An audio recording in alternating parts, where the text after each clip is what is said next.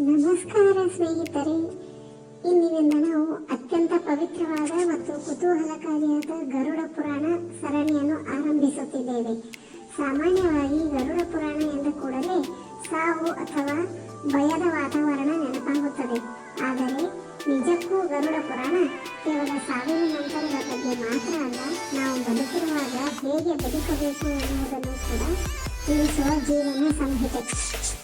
ಗರುಡ ಪುರಾಣದ ಮೂಲ 18 ಮಹಾಪುರಾಣಗಳಲ್ಲಿ ಒಂದಾದ ಇದು ವೈಷ್ಣವ ಸಂಪ್ರದಾಯಕ್ಕೆ ಸೇರಿದ್ದು.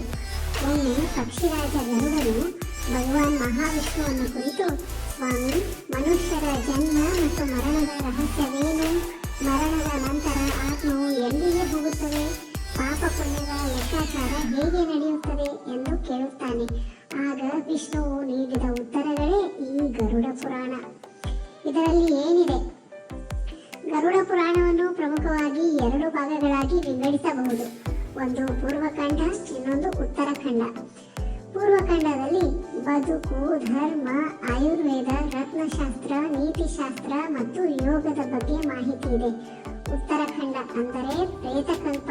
ಇದು ಮರಣದ ನಂತರದ ಯಾತ್ರೆ, ಯಮಲೋಕದ ಮಾರ್ಗ, ನೀಡಲಾಗುವ 28 ಬಗೆಯ ಶಿಕ್ಷೆಗಳು ಮತ್ತು ಆತ್ಮಕ್ಕೆ ಮುಕ್ತಿ ಸಿಗುವ ಹಾದಿಯ ಬಗ್ಗೆ ವಿವರಿಸುತ್ತದೆ.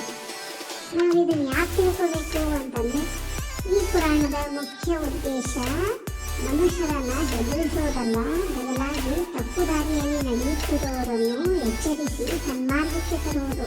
ನಾವು ಮಾಡುವ ಪ್ರತಿಯೊಂದು ಕೆಲಸಕ್ಕೂ ಫಲವಿದೆ ಎಂಬ ಸತ್ಯವನ್ನು ಇದು ಮನವರಿಕೆ ಮಾಡಿಕೊಡುತ್ತದೆ. ಸ್ನೇಹಿತರೆ, ಸಾವಿನ ನಂತರ ಏನಾಗುತ್ತೆ? ಯಮಲೋಕದ ಹಾದಿ ಹೇಗಿರುತ್ತೆ? ನಾವು ಮಾಡಿದ ಸಣ್ಣ ತಪ್ಪುಗಳಿಗೂ ಅಲ್ಲಿ ಶಿಕ್ಷೆ ಇರುತ್ತಾ? ಈ ಎಲ್ಲಾ ಪ್ರಶ್ನೆಗಳಿಗೆ ಸ್ವತಃ ಭಗವಾನ್ ವಿಷ್ಣು ನೀಡಿದ ಉತ್ತರವೇ ಗರುಡ ಪುರಾಣ. ಇಂದಿನಿಂದ ಪ್ರತಿ ಅಧ್ಯಾಯವನ್ನು ವಿವರವಾಗಿ ತಿಳಿಯೋಣ. ಗರುಡ ಪುರಾಣವು ಜಗತ್ತಿನ ಮೊದಲ ಲೈಫ್ ಗೈಡ್ ಅಂತ ಹೇಳ್ಬೋದು ಫ್ರೆಂಡ್ಸ್. ಇದರಲ್ಲಿ ಮನುಷ್ಯನ ಆಹಾರ ಪದ್ಧತಿಯಿಂದ ಹಿಡಿದು ದಾನ ಮಾಡುವ ರೀತಿ ಮತ್ತು ಆತ್ಮದ ಪ್ರಯಾಣದವರೆಗೂ ಎಲ್ಲವನ್ನೂ ವಿವರಿಸಲಾಗಿದೆ.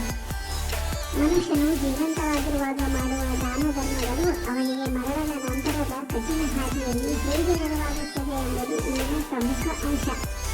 ಹಾಗಾದರೆ ಬನ್ನಿ, ನಾಳೆಯಿಂದ ಗರುಡ ಪುರಾಣದ ಮೊದಲ ಅಧ್ಯಾಯದೊಂದಿಗೆ ಈ ಪವಿತ್ರ ಯಾತ್ರೆಯನ್ನು ಶುರು ಮಾಡೋಣ.